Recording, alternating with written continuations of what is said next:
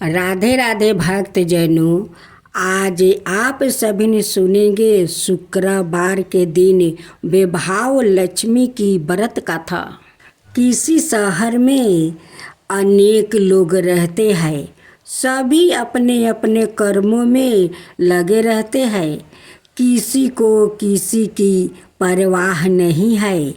भजन कीर्तन भक्ति भाव दया माया परोपकार जैसे संसार कम हो गया है। शहर में बुराइयां बढ़ गई है। शराब जुआ रस व्यभिचार चोरी डकैती वगैरह बहुत से गुनाह शहर में होते हैं। इनके मौजूद शहर में कुछ अच्छे लोग भी रहते हैं। ऐसे ही लोगों में शीला और उनके पति की गृहस्थी मानी जाती थी। शीला धार्मिक प्रकृति की और संतुष्ट स्वभाव वाली थी। उनका पति भी विवेकी और सुशील था। शीला और उसका पति कभी किसी की बुराइयां नहीं करते हैं और प्रभु भजन में अच्छी तरह समय व्यतीत कर रहे हैं। शहर के लोग उनकी गृहस्थी की सराहना करते हैं। देखते ही देखते समय बदल गया। शीला का पति बुरे लोगों से दोस्ती कर बैठा। अब वो जल्द से जल्द करोड़पति बनने का खाप देखने लगा, इसलिए वो गलत रास्ते पर चल पड़ा। फलस्वरूप वो रोडपति बन गया, यानी रास्ते पर भटकते भिखारी जैसी उसकी हालत हो गई थी। शराब जुए रस सरस गांजा वगैरह बुरी आदतों में शीला का पति भी फंस गया। दोस्तों के साथ उसे भी शराब की आदत हो गई। इस प्रकार उसने अपना सब कुछ रस जुए में गंवा दिया। शीला को पति के बर्ताव से बहुत दुख हुआ, किंतु वो भगवान पर भरोसा कर सब कुछ सहने लगी। वो अपना अधिकांश समय प्रभु भक्ति में बिताने लगी। अचानक एक दिन दोपहर को उनके द्वार पर किसी ने दस्तक दिया। शीला ने द्वार खोला तो देखा कि एक माँ जी खड़ी है। उसके चेहरे पर अलौकिक तेज निखर रहा है। उनकी आँखों में से मानो अमृत बह रहा है। उसका बेभाव चेहरा करुणा और प्यार से झलक रहा है।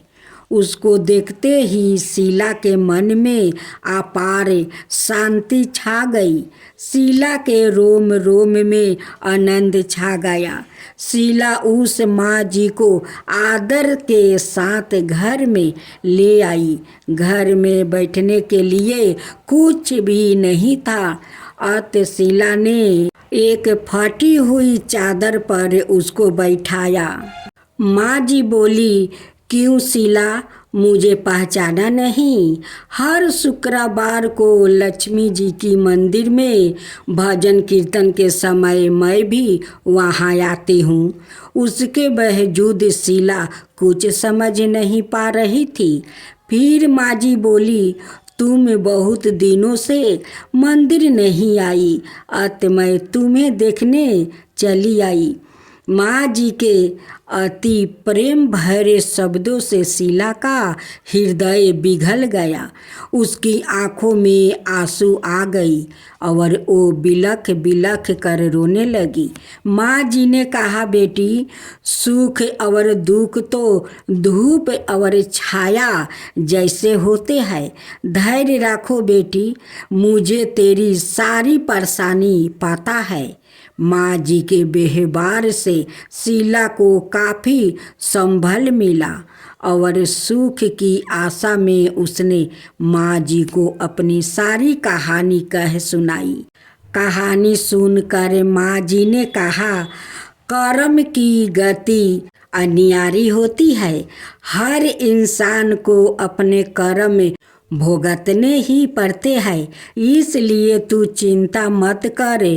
अब तू कर्म भुगत चुकी है, अब तुम्हारे सुख के दिन अवश्य आएंगे। तू तो मैं लक्ष्मी जी की भक्त है। माँ लक्ष्मी जी तो प्रेम और करुणा की अवतार है। वो अपने भक्तों पर हमेशा ममता रखती है, इसलिए तू धैर्य रख कर माँ लक्ष्मी जी का व्रत कर, इससे सब कुछ ठीक हो जाएगा। शीला के पूछने पर माँ जी ने उसे व्रत की सारी विधि भी बताई। माँ जी ने कहा, बेटी, माँ लक्ष्मी जी का व्रत बहुत सरल है। उसे वरद लक्ष्मी व्रत या वैभव लक्ष्मी व्रत कहा जाता है। यह व्रत करने वाले की सब मनोकामना पूर्ण होती है। वो सुख संपत्ति और यश प्राप्ति करता है। शीला यह सुनकर आनंदित हो गई। शीला ने संकल्प करके आंखें खोली तो सामने कोई नहीं था। वो विस्मित हो गई कि माँ जी कहाँ गई। शीला को तत्काल यह समझते देर नहीं लगी कि माँ जी और कोई नहीं, वो साक्षात लक्ष्मी माता थी। दूसरे दिन शुक्रवार था। सवेरे स्नान करके स्वच्छ कपड़े पहन कर शीला ने माँ जी द्वारा बताई विधि से पूरे मन से व्रत किया। आखिरी में प्रसाद वितरण हुआ। यह प्रसाद पहले पति को खिलाया। प्रसाद खाते ही पति के स्वभाव में फर्क पड़ गया। उस दिन उसने शीला को मारा नहीं, सताया भी नहीं। शीला को बहुत आनंद हुआ। उनके मन में वैभव लक्ष्मी व्रत के लिए श्रद्धा बढ़ गई। शीला ने पूर्ण श्रद्धा भक्ति से 21 शुक्रवार तक वैभव लक्ष्मी व्रत किया।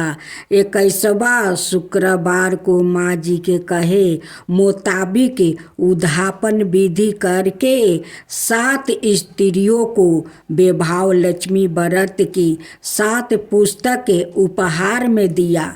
फिर माँ जी के धन लक्ष्मी स्वरूप की छवि को बंधन करके भाव से मन ही मन प्रार्थना करने लगी, हे माँ धन लक्ष्मी, मैंने आपका वैभव लक्ष्मी व्रत करने की मन्नत मांगी थी।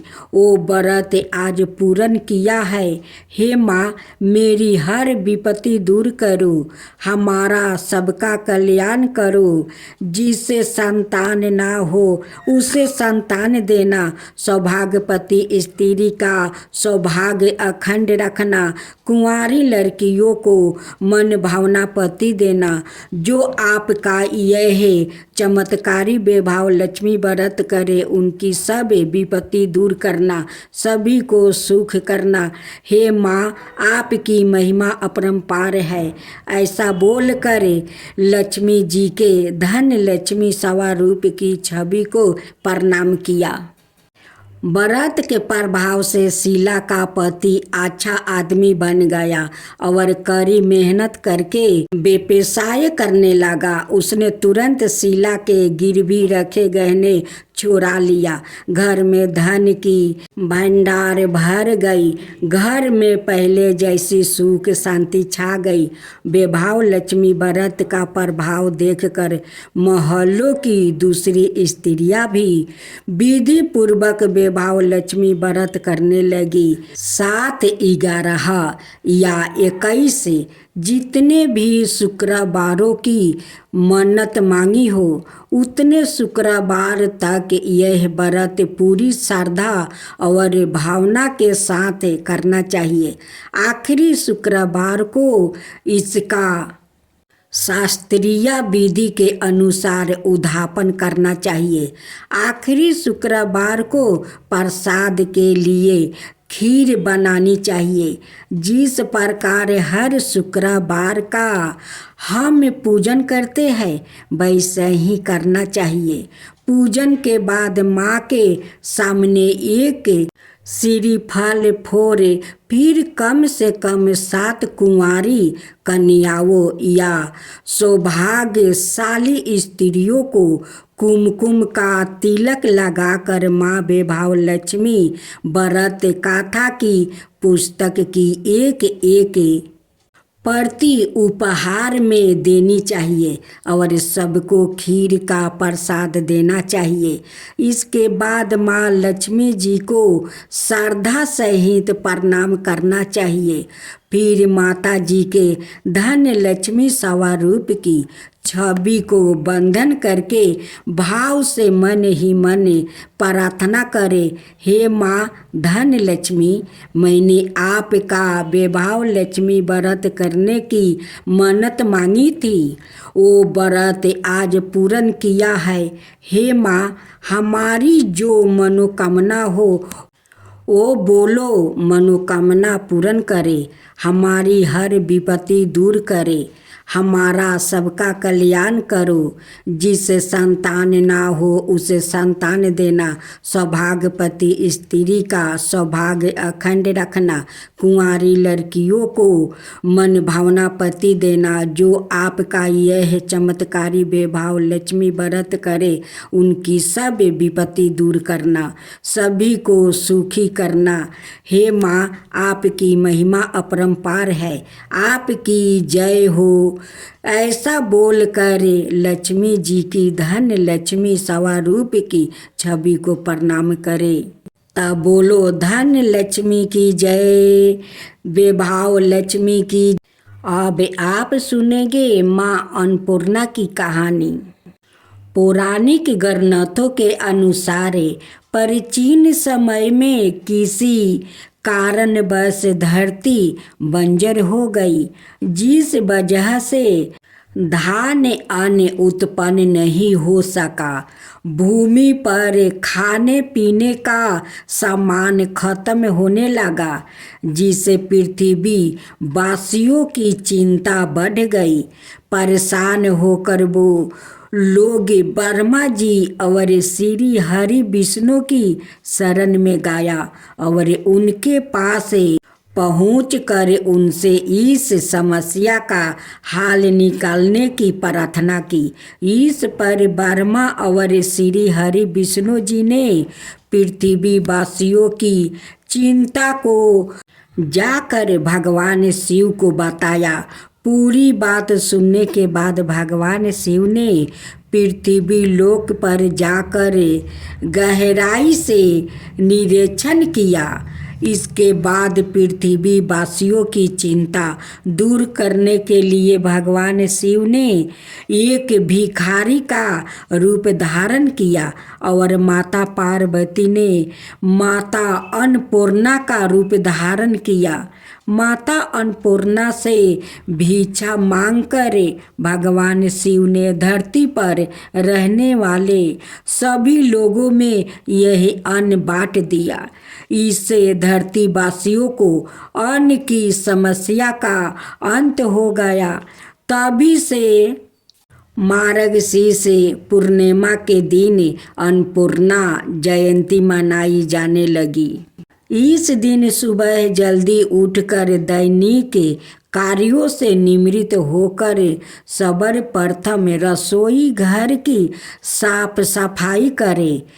अब गंगा जल छिड़क कर पूरे घर को पवित्र करें।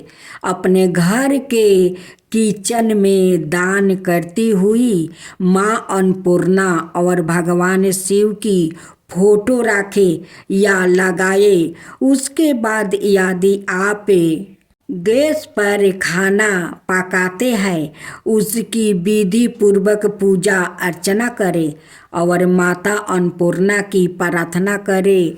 इसके साथ ही भोलेनाथ जी और अन्नपूर्णा स्वरूप देवी पार्वती की आराधना करें।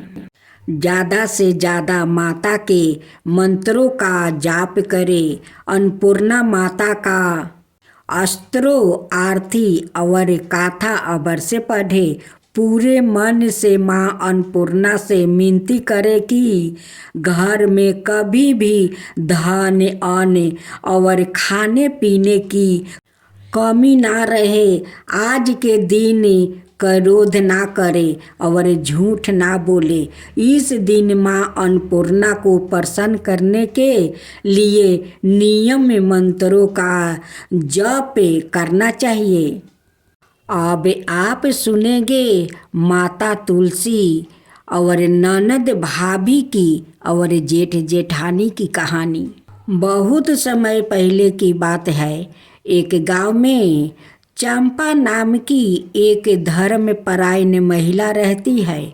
उसका हृदय भक्ति और सेवा से पूरा भरा हुआ था। वो प्रतिदिन भगवान विष्णु की पूजा करती और तुलसी के पौधे की देखभाल करती है। उसका मानना था कि तुलसी माता सवाई देवी लक्ष्मी का स्वरूप है और बिना तुलसी के कोई भी पूजा अधूरी होती है। चंपा के परिवार में उसकी ननद, पति की बहन और भाभी, बड़े भाई की पत्नी भी थी, लेकिन वो दोनों चंपा की इस गहरी भक्ति से खुश नहीं थी। उन्हें लगता था कि चंपा बेवजह अपना समय पूजा पाठ में लगाती है और घर के अनय कामों की अनदेखी करती है। चंपा की ननद स्वभाव से चंचल और थोड़ी ईर्ष्या करती थी। उसे लगता था कि उसका भाई चंपा का पति अपनी पत्नी के भक्ति भाव से अत्यधिक प्रभावित होकर उसे अधिक प्रेम करता है। यह बात उसे चुभती थी और इसलिए वो चंपा को नीचा दिखाने का हर संभव प्रयास करती है। जेठानी को भी चंपा से जलन थी। चंपा की सरलता और भक्ति के कारण गांव में हर कोई उसकी प्रशंसा करता था, लेकिन जेठानी देवरानी को यह पसंद नहीं था। वो अक्सर कहती, दिन भर पूजा करने से पेट नहीं भरता है। भगवान ने आज तक किसी को खुद आकर खाना खिलाया है। जब चंपा सुबह सुबह स्नान करके भगवान विष्णु की पूजा में बैठती है तो उसकी ननद और जेठानी जानबूझकर उसे तंग करने के लिए कोई ना कोई काम निकाल लेती है। कभी कहती है घर की सफाई कर दो वरना सासू माँ नाराज हो जाएगी। कभी कहती है चूल्हे में आग बुझा गई है, तुम ही जाओ और फिर से जलाओ। और कभी कभी तो सीधे ताना मारती है, इतनी पूजा करती है फिर भी कोई चमत्कार क्यों नहीं होता है।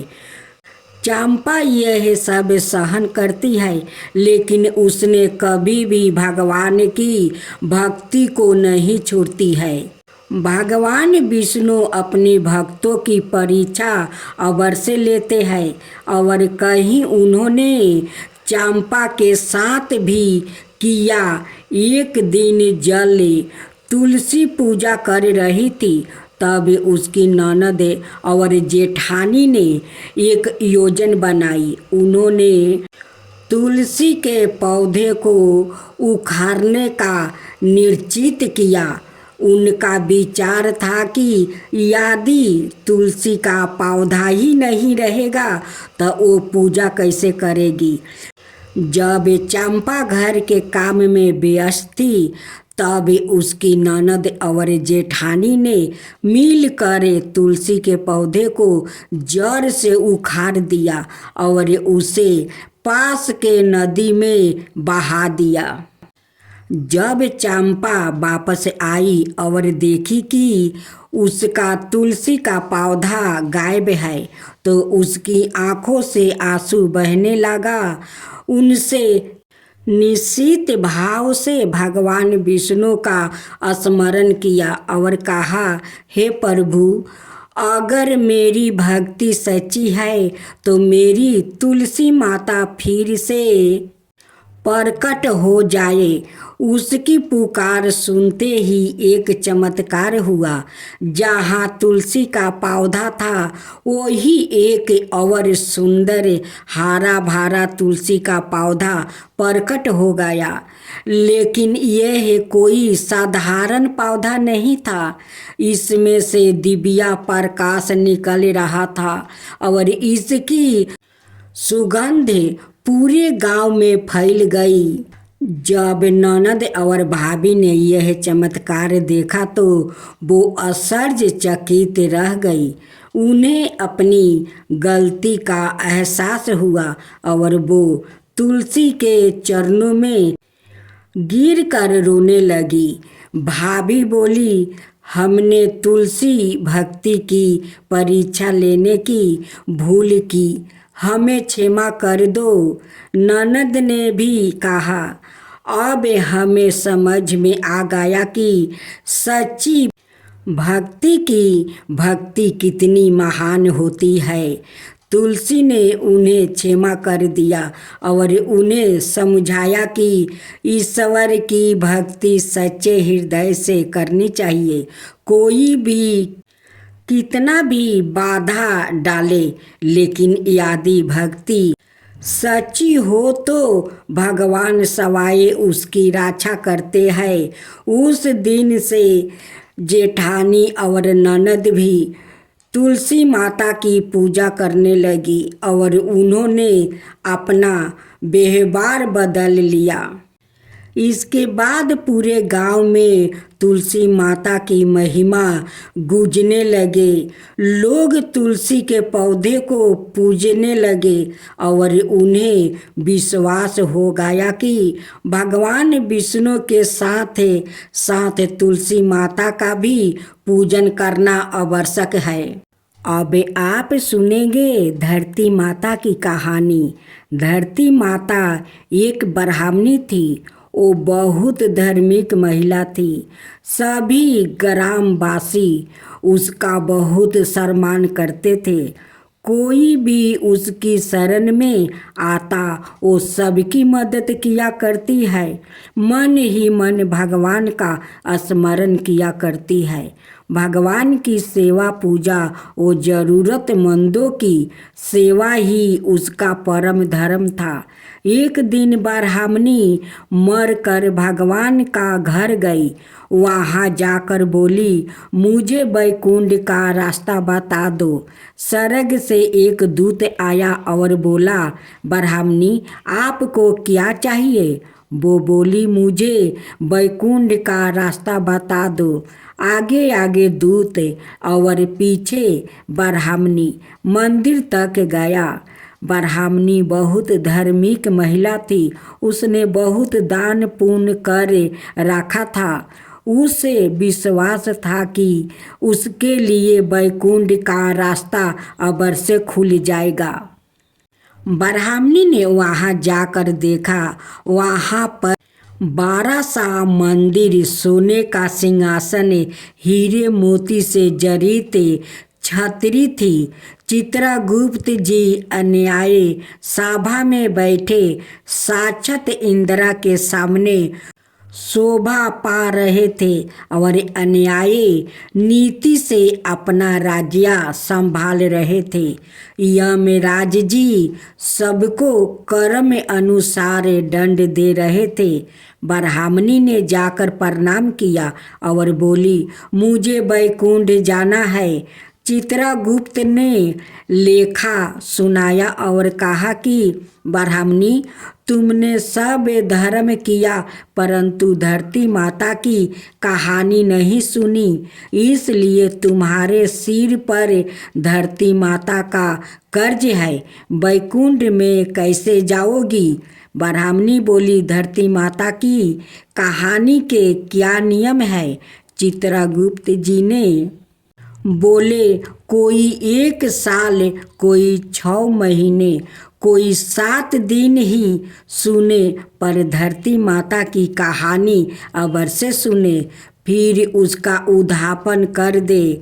धरती माता की कहानी सुनने से जाने अनजाने किए गए पापों कर्मों को धरती माता हर लेती है।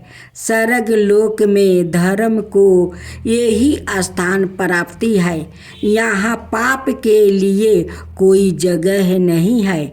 धरती माता की कहानी पीपल के पेड़ के नीचे बैठकर सुननी चाहिए। यह बात सुनकर ब्राह्मणी ने प्रार्थना की कि मुझे 7 दिन वापस पृथ्वी लोक पर जाने दो, मैं कहानी सुनकर वापस आ जाऊंगी। चित्रगुप्त जी ने उसका लेखा जोखा देखकर 7 दिन के लिए पृथ्वी पर भेज दिया। ब्राह्मणी जीवित ही गई। ब्राह्मणी ने अपने परिवार वालों से कहा कि मैं 7 दिन के लिए धरती माता की कहानी सुनने के लिए वापस आई हूँ। इस कथा को सुनने से बड़ा पुण्य मिलता है। उसने पीपल के पेड़ के नीचे बैठकर परिवार के साथ 7 दिन तक धरती माता की कथा सुनी। 7 दिन पूरे होने पर वापस धर्मराज जी का बुलावा आया और ब्राह्मणी को वैकुंठ में श्री हरि के चरणों में स्थान प्राप्ति हुआ। जो कोई भी प्राणी धरती माता की कहानी सुनता है, मृत्यु के समय सभी पाप कर्म धरती माता हर लेती है। वो प्राणी को वैकुंठ में स्थान प्राप्ति होता है।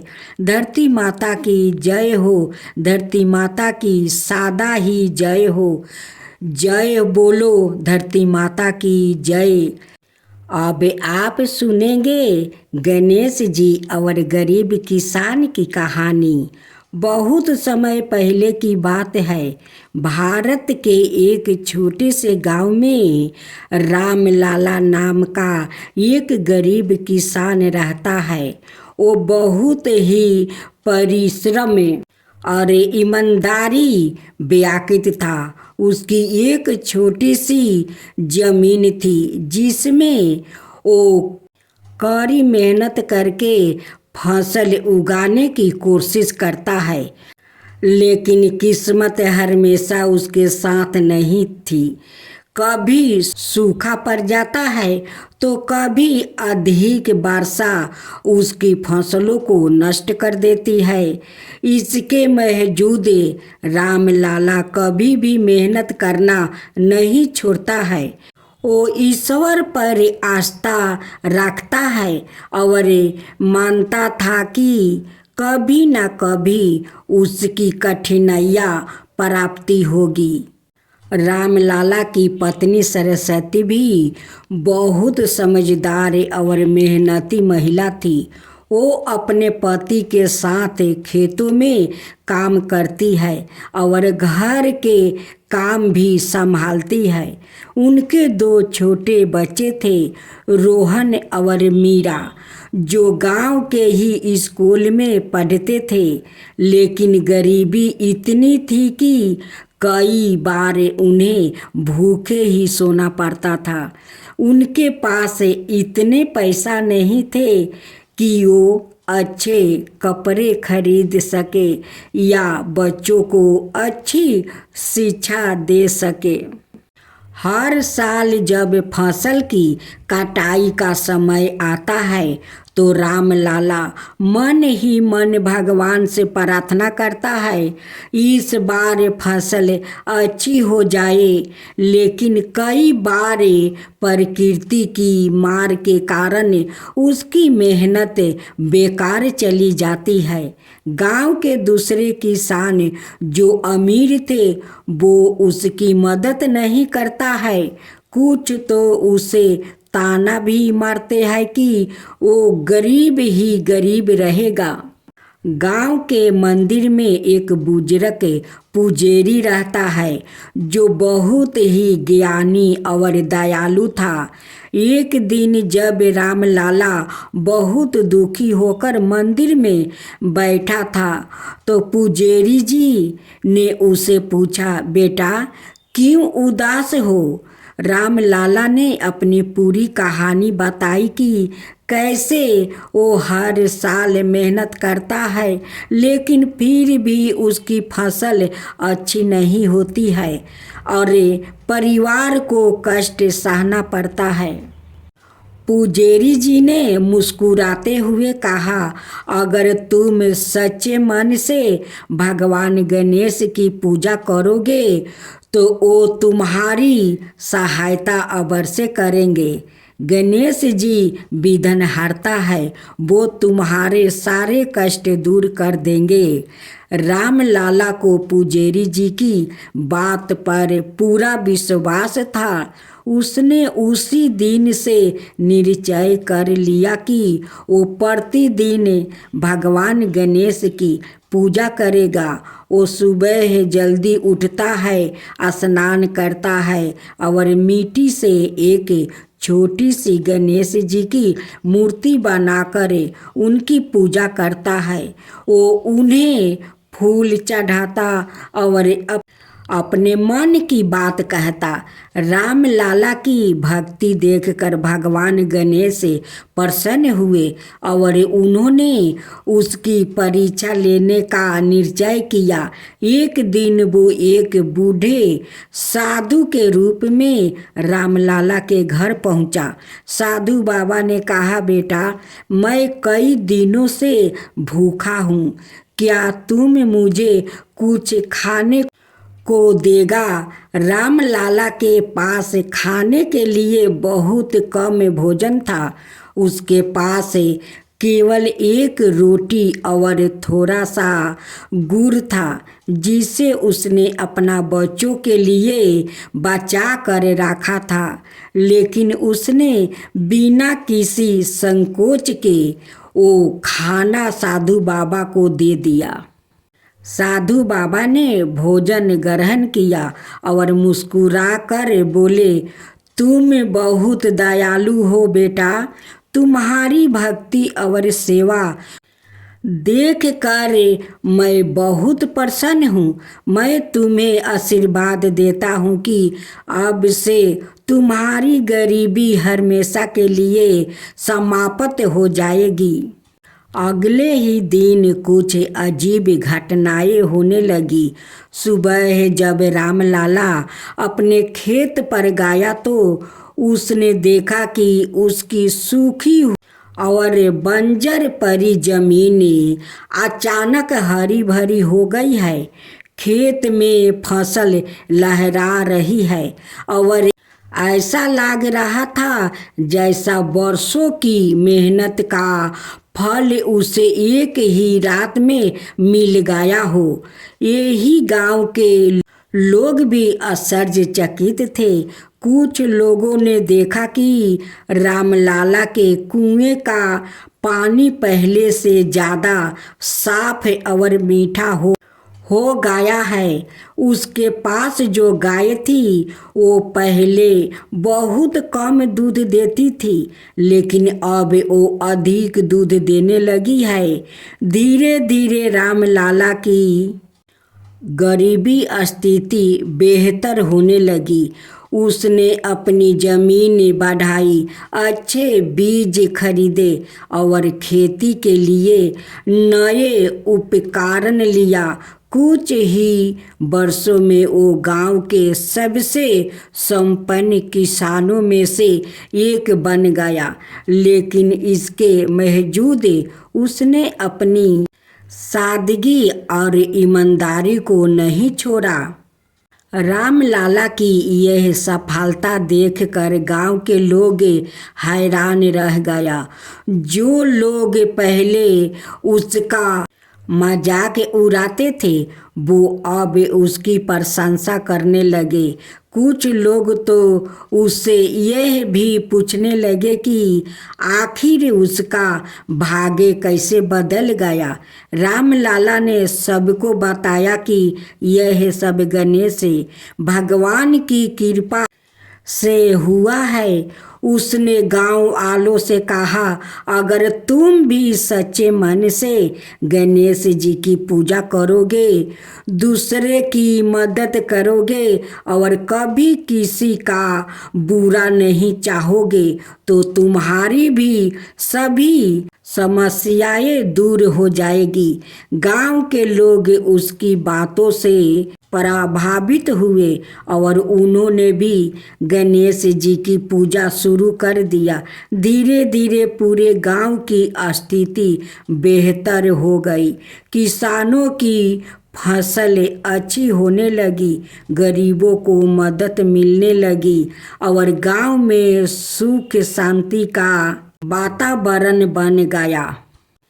इस कहानी से हमें यही सीख मिलती है कि ईश्वर में आस्था रखने से, सच्चे मन से मेहनत करने से और दूसरों की सेवा करने से जीवन में कभी ना कभी सफलता अवश्य मिलती है।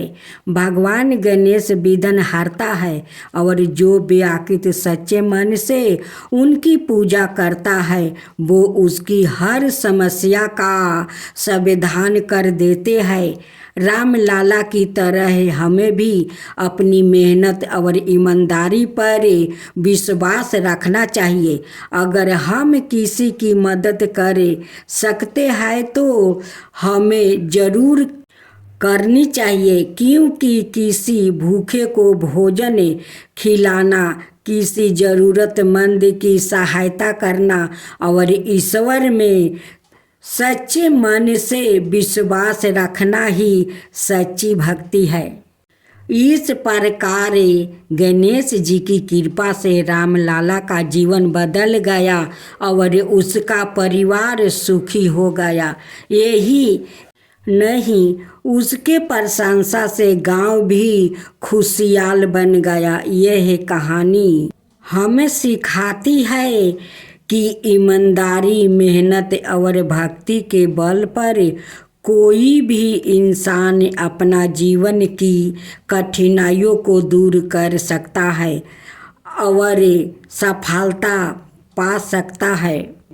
अब आप सुनेंगे माता तुलसी और ननद भाभी की और जेठ जेठानी की कहानी। बहुत समय पहले की बात है। एक गांव में चंपा नाम की एक धर्मपरायण महिला रहती है। उसका हृदय भक्ति और सेवा से पूरा भरा हुआ था। वो प्रतिदिन भगवान विष्णु की पूजा करती और तुलसी के पौधे की देखभाल करती है। उसका मानना था कि तुलसी माता सवाई देवी लक्ष्मी का स्वरूप है और बिना तुलसी के कोई भी पूजा अधूरी होती है।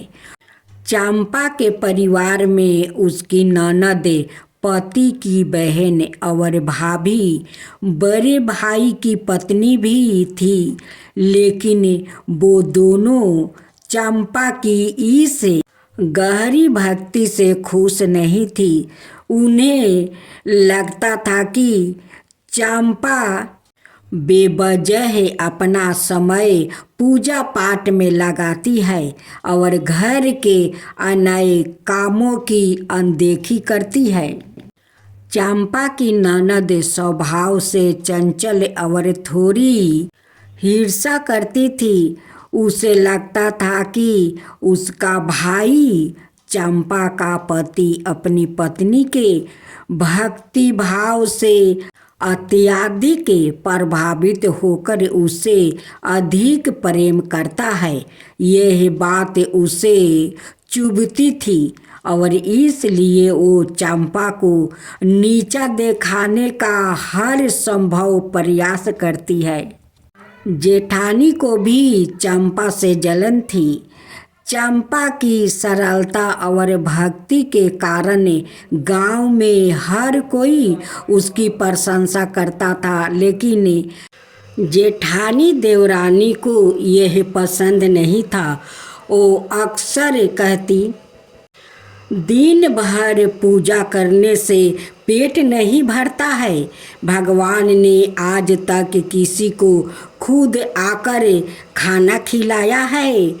जब चंपा सुबह सुबह स्नान करके भगवान विष्णु की पूजा में बैठती है तो उसकी ननद और जेठानी जानबूझकर उसे तंग करने के लिए कोई ना कोई काम निकाल लेती है। कभी कहती है घर की सफाई कर दो वरना सासू माँ नाराज हो जाएगी। कभी कहती है चूल्हे में आग बुझा गई है, तुम ही जाओ और फिर से जलाओ। और कभी कभी तो सीधे ताना मारती है, इतनी पूजा करती है फिर भी कोई चमत्कार क्यों नहीं होता है। चंपा यह सब सहन करती है, लेकिन उसने कभी भी भगवान की भक्ति को नहीं छोड़ती है। भगवान विष्णु अपने भक्तों की परीक्षा अवश्य लेते हैं और कहीं उन्होंने चंपा के साथ भी किया। एक दिन जल तुलसी पूजा कर रही थी, तब उसकी ननद और जेठानी ने एक योजना बनाई। उन्होंने तुलसी के पौधे को उखाड़ने का निश्चित किया। उनका विचार था कि यदि तुलसी का पौधा ही नहीं रहेगा तो वो पूजा कैसे करेगी। जब चंपा घर के काम में व्यस्त थी तब उसकी ननद और जेठानी ने मिलकर तुलसी के पौधे को जड़ से उखाड़ दिया और उसे पास के नदी में बहा दिया। जब चंपा वापस आई और देखी कि उसका तुलसी का पौधा गायब है तो उसकी आंखों से आंसू बहने लगा। उनसे निश्चित भाव से भगवान विष्णु का स्मरण किया और कहा, हे प्रभु, अगर मेरी भक्ति सच्ची है तो मेरी तुलसी माता फिर से प्रकट हो जाए। उसकी पुकार सुनते ही एक चमत्कार हुआ। जहाँ तुलसी का पौधा था वही एक और सुंदर हरा भरा तुलसी का पौधा प्रकट हो गया। लेकिन यह कोई साधारण पौधा नहीं था। इसमें से दिव्या प्रकाश निकल रहा था और इसकी सुगंध पूरे गांव में फैल गई। जब ननद और भाभी ने यह चमत्कार देखा तो वो आश्चर्यचकित रह गई। उन्हें अपनी गलती का एहसास हुआ और वो तुलसी के चरणों में गिरकर रोने लगी।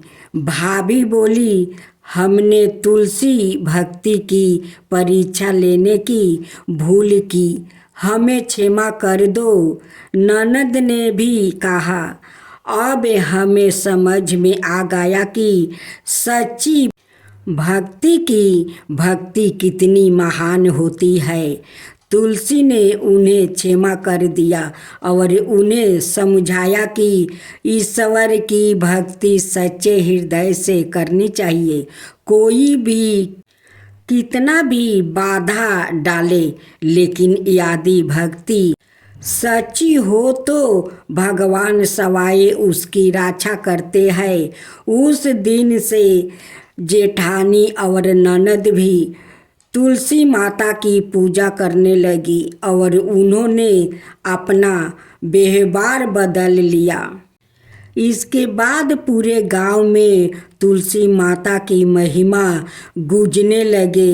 लोग तुलसी के पौधे को पूजने लगे और उन्हें विश्वास हो गया कि भगवान विष्णु के साथ साथ तुलसी माता का भी पूजन करना आवश्यक है। अब आप सुनेंगे शुक्राचार्य की कथा। पौराणिक कथाओं के अनुसार ऋषि शुक्राचार्य महर्षि भृगु के पुत्र और भगवान विष्णु के भक्त प्रहलाद के भांजे थे। शुक्राचार्य का जन्म शुक्रवार को हुआ था, इसलिए महर्षि भृगु ने इसका नाम शुक्र रखा था। जब शुक्राचार्य थोड़े बड़े हुए तो उनका पिता ने उन्हें अंग ऋषि के पास शिक्षा के लिए भेज दिया। वहाँ शुक्राचार्य के साथ उनके अंग ऋषि के पुत्र बृहस्पति भी पढ़ते थे। माना जाता है कि शुक्राचार्य की बुद्धि बृहस्पति की तुलना में ज़्यादा की सागर थी, लेकिन फिर भी अंग ऋषि अपने पुत्र की शिक्षा पर अधिक ध्यान देते थे और इस कारण शुक्राचार्य ने उस आश्रम को छोड़ सनक ऋषि और गौतम ऋषि से शिक्षा लेने लगे। शिक्षा पूर्ण होने के बाद जब शुक्राचार्य को पता चला कि बृहस्पति को देवों ने अपना गुरु नियुक्त किया है, तो उन्होंने भी ईर्ष्यावश दैत्यों के गुरु बनने की मन में ठान ली। लेकिन असुर हमेशा युद्ध में देवों से हारते नहीं थे, इसलिए शुक्राचार्य मन ही मन यह सोचने लगे कि अगर वो भगवान को शिव को प्रसन्न करके उनसे संजीवनी मंत्र प्राप्ति कर लेता है तो वो दैत्यों का विजय दिलवा सकते हैं। इसके बाद उन्होंने भगवान शिव की कठोर तपस्या शुरू कर दिया। गुरु को तपस्या में लीन देखे सभी दैत्य शुक्राचार्य की माता खयाति के शरण में चले गए और जो भी देवता दैत्य को मारने आता खयाति उसे मूर्छित कर देती या फिर अपनी शक्तियों से लकवा ग्रस्त कर देती। ऐसे में दैत्य बलशाली हो गया और धरती में पाप बढ़ने लगा। शुक्राचार्य क्यों करते थे भगवान से नफरत?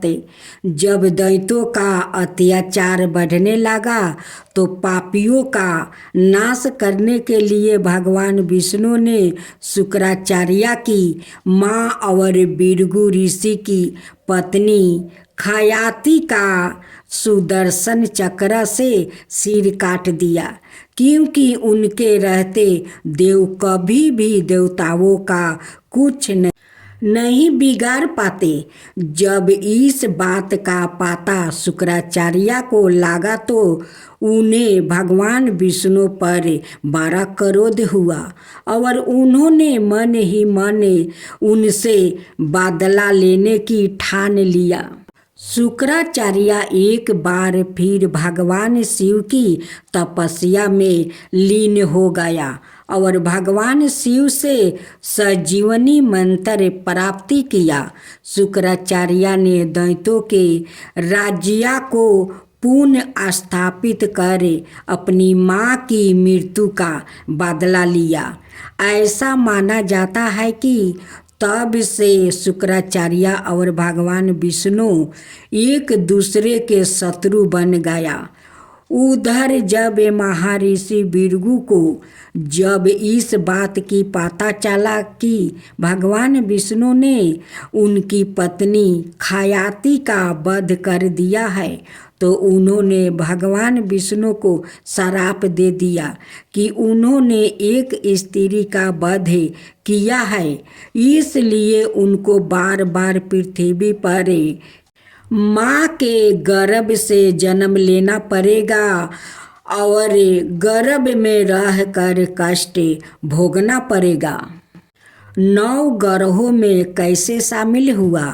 शुक्राचार्य जब भी दैत्यों और देवताओं के बीच कोई भी युद्ध होता तो शुक्राचार्य घायल या मृत्यु दानवों को पुनः जीवित कर देते, जिससे दानवों का स्वर्ग समेत पृथ्वी पर आधिपत्य स्थापित हो गया।